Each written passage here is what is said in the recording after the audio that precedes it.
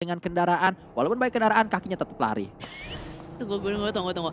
Bentar ya, gue coba olah dulu ya. Ini bahasa Indonesia kan? Bahasa Indonesia. Bukan bahasa Perancis atau bahasa Italia atau bahasa Ukraina, bukan kan? Kok saya bingung ya? Pernah gak sih di dalam mobil kayak gini kaki lu lari? Nggak tahu ya. Bisa loh. Nggak ngerti ya.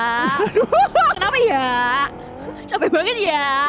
Tapi di sini dari Rankit ya, lagi berusaha untuk naik ke atas sebuah bukit. Ini harusnya udah prepare banget dari kepala suku, dia sadar. Dia tahu ada suara, kaki-kaki kecil, lembut, manja. Apakah ditembak? Ternyata Rankit yang membuka sebuah fight terlebih dahulu dengan sebuah nade Sansui. Rankit tidak hilang akal, dia tidak bisa melihat dahulu pertemuan melibatkan antara dua tim asal Malaysia. Derby Malaysia terjadi. Gig berhadapan dengan Yudo Lion. Olio datang dengan sebuah AKM. Tembakan dilakukan, berhasil Olio mendapatkan satu knockdown penting, tapi rekannya juga tumbang. Bahkan tidak hanya satu, ada yang tumbang lagi. Gig Slate saat ini berada di situasi bahaya. Bahaya untuk Gig Slate karena hanya tersisa Silin Boy saja yang masih aktif karena temannya Nanjao Dimato masih belum tahu ada di bagian mana. Terjepit kiri dan kanan untuk positioning dari Gig Slate sejauh ini. Misi penyelamatan yang saat ini harus dilakukan oleh Silin Boy terlebih dahulu. Dua temannya merangkak mundur ke arah bagian belakang karena sakit perutnya. Sementara dari Yudo Lions, Kenny melemparkan sebuah nades. Hampir connect, tapi masih ada jeda, masih ada delay, masih ada waktu. Tapi Kenny tidak mau menyia-nyiakan kesempatan tersebut dengan sebuah nades kembali dilontarkan menuju ke arah bagian depan. Malah Kenny yang tercicil HP bar-nya. Kenny yang down, membuat Yudo Lions kali ini sedikit bingung. Justru dibalikan keadaannya kalau kita saksikan bagaimana Gig satu persatu pemain mereka mampu menghentaskan perlawanan dari Yudo, tapi Yudo selesai di sana. Gig masih memiliki satu pemain terakhir mereka, tapi ternyata Yudo pun masih memiliki satu player, yaitu Saiful Jamil melakukan proning di area yang berbeda. Saiful Jamil harusnya dia bakal tarik mundur saja. Saiful Jamil melakukan proning di area yang berbeda. Saiful Jamil harusnya dia bakal tarik mundur saja. Panik pastinya, tersisa seorang diri kali ini.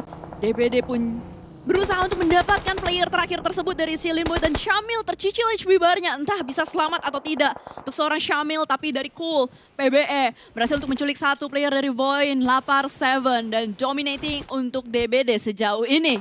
Terus terlihat, terus terpantau, bahkan berlari-lari untuk sementara waktu. Hanya menyisakan beberapa orang saja di area ini karena semuanya akan terkena blue zone. Kalau kita lihat fight yang pecah di tempat yang terbuka ini akhirnya mengikis banyaknya player tumbang menuju lobby, membuat tim-tim ini juga harus bergerak tapi di dalam situasi yang tidak prima, Cijel. Yap, domino effect lah, bisa kita bilang seperti itu. Apa yang suka terjadi ketika fight di early tidak terjadi, kejadiannya nanti di akhir numpuk semua fightnya, banyak tim terjadi pengikisan massal, bahkan kali dari Monboy, Rankit berhasil untuk menculik satu player Eko, Asa pun bertemu dengan Zuxi juga.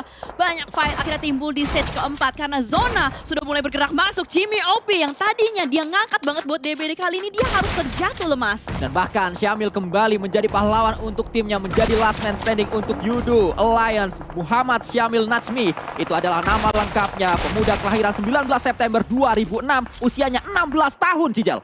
Masih belum Sweet 17. Sebagai last man standing, dia punya ketenangan mental luar biasa. Bahkan kali ini dari Syamil berusaha untuk berkamuflase, berusaha untuk cosplay menjadi sayur kol di tengah-tengah lapangan yang begitu luas dengan zona yang cukup ekstrim menuju ke arah Sungai Rozok dan juga perkotaannya. Ya bahkan terus terpantau satu player sedang tumbang di sana.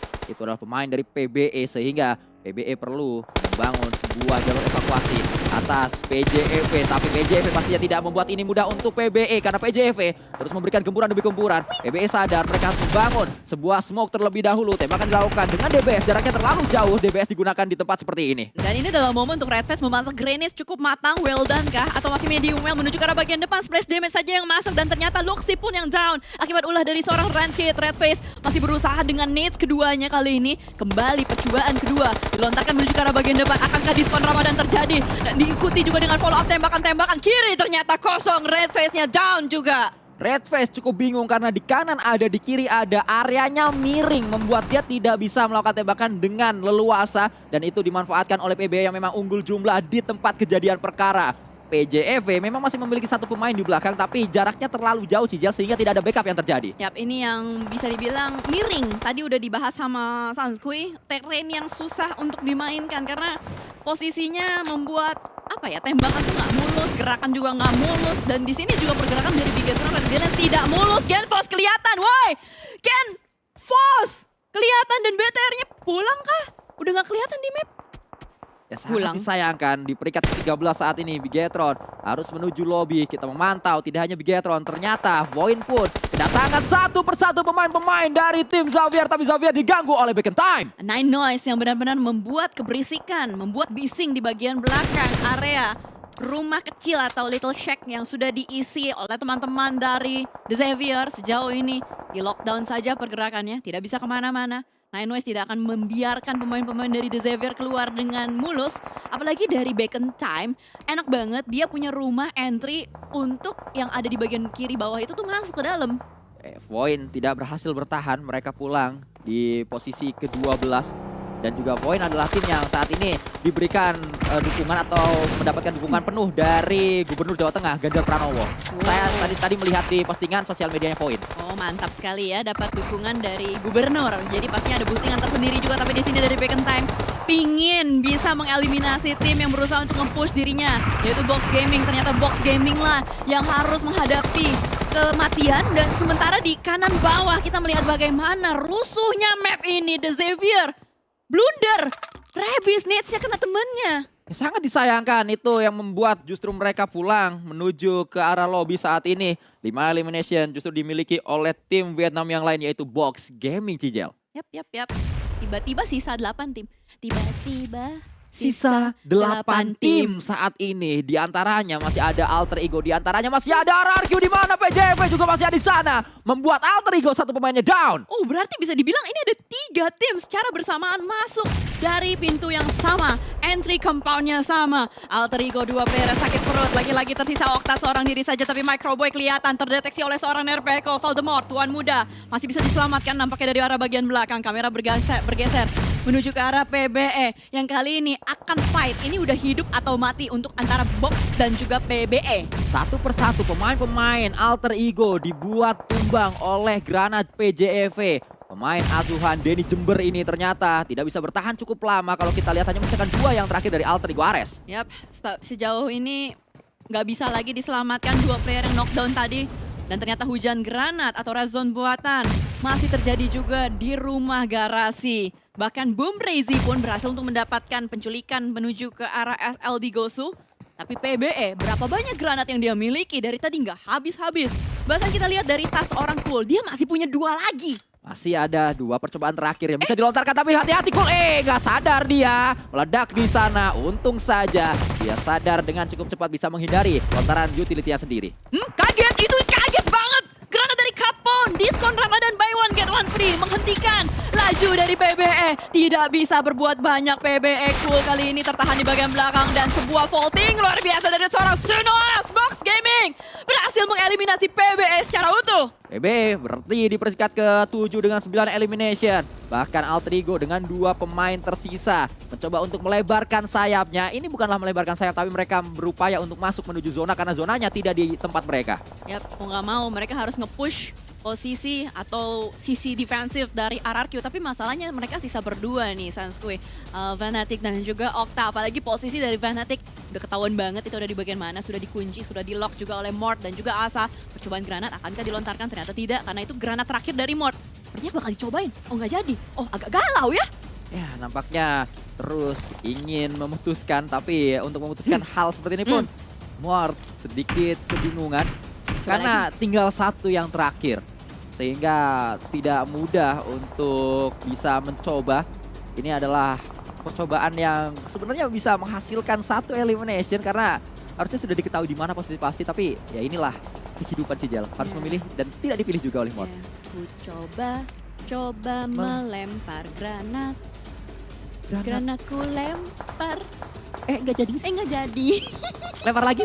Nggak jadi lagi. Lempar lagi? Nggak jadi lagi. Ya udah ya. Iya cukup. Udah berasa kayak Sri Mulat nih lama-lama nih. OPJ gue udah bilang banget. Nerpeko yang juga terlihat menggunakan sebuah AKM tadi. Yang menjadi cukup menarik di sini adalah kita terlalu fokus menuju ke arah tim Indonesia yang fight satu sama lain. Kita lupa bahwa masih ada box dengan 4 pemain. Kita lupa bahwa masih ada face dengan 4 pemain. masih ada box dengan 4 pemain. Kita lupa bahwa masih ada Face dengan 4 pemain dan masih ada pemain-pemain dari SLD sebagai raja di E-Ranger. Dan ini menyulitkan Dengan 4 pemain.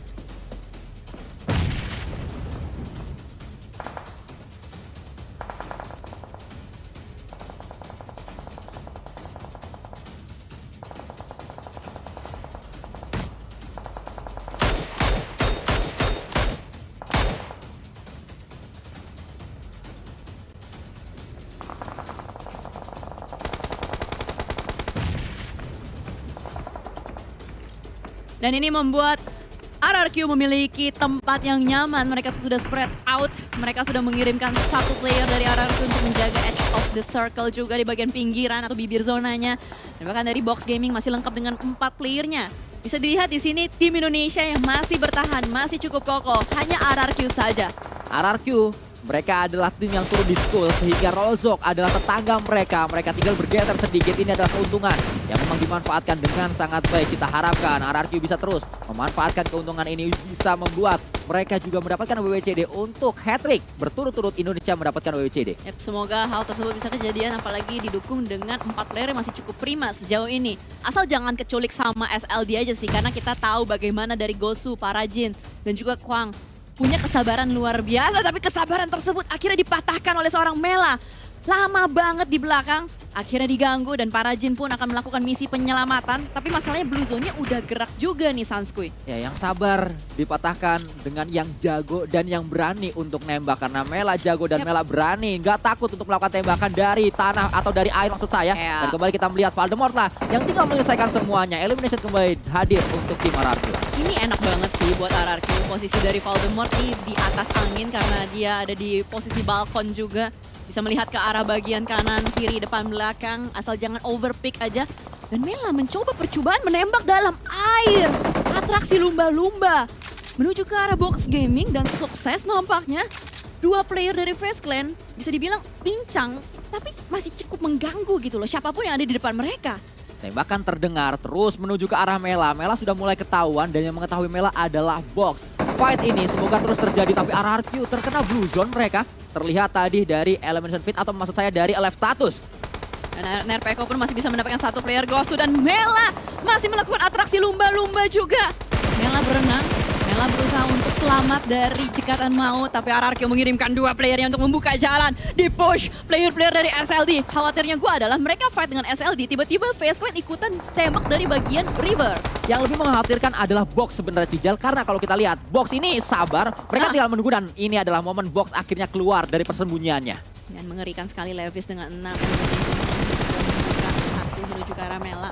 Mela low health. Itu dia bisa kelelep sih atau enggak karena ngelawan dia punya Mela 1 orang kayak ngelawan 1 tim dari tadi. Nggak tumbang-tumbang ini orang. Akhirnya kalau kita lihat masih juga bertahan dan Mela dipaksa untuk menuju ke area daratan. Tembakan justru dilakukan Nerpacking, berhasil dapetin 1 pemain dari Box. Nice banget, nice banget. Ini menyulitkan tim-tim yang ada di bagian sekitar untuk bisa bergerak masuk juga. Mereka harus melawan teman-teman dari RRQ. Asa pun sama, tidak tinggal diam saja, mengganggu kiri kanan depan belakang. Mort bakal bergeser menuju ke arah bagian sungai juga, membuka sebuah vision, membuka informasi. Tapi Lepis dari belakang sebuah batu pun memberikan sebuah tekanan. PS kan susah banget ya dari tadi di river, terus gak mati-mati. Tapi kali ini tembakan mau dari Mort gak kena juga. Kayak belut. Ya memang ini adalah kekuatan dari Face mereka. Bisa terus menyelinap menuju ke area circle. Nerpeko dengan pemain sekali Nerpeko pastinya mudah untuk bisa mendapatkan elimination semacam itu. 9 elimination tinggal ngabsen saja RRQ. Karena RRQ merupakan tim dengan jumlah player paling banyak. Mereka masih lengkap dengan 4 pemain. Sehingga mereka yang menguasai jalannya fight di sini. Let's go.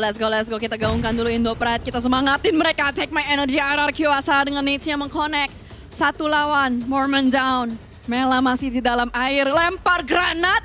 Mela, Asa, awas. Itu apa sih, asap ya? Asap. Oh, asap. Asap Okay. ternyata. Panik ya, agak panik ya. Kalau kita lihat juga dari RRQ kayaknya benar-benar menguasai, mengkontrol area. Asa pun mendapatkan seorang Mormon unstoppable untuk RRQ. Habisin, ratain, itulah yang kita harapkan karena RRQ benar-benar di atas angin. Mendapatkan satu angle, menuju ke arah Kapon. Kapon kelihatan kakinya, ditembak terus-terusan oleh Nerpeko dan juga diselesaikan. 11 elimination, 2 lagi yang tersisa untuk membuat ini menjadi 12 atau 13. Let's go. Para Jin udah mulai kelihatan. Itu ada kecebongnya di sebelah kanan, ada kecebong kiri juga. Pilih yang mana dulu, Mort, masih looting, mau cari granat. Mau dapetin confirm eliminations menuju ke arah kecebong-kecebong ini. Pertama, kecebong Thailand dulu. Mela dapat 1, sisa kecebong Vietnam. Para Jin. Pulangnya bukan karena Elim, pulangnya karena dia kelep tadi Cijel. Dan berakhir sudah, RRQ berhasil mendapatkan winner chicken dinner. Makan lumpia ketusuk jarum, Indonesia full senyum, hat-trick.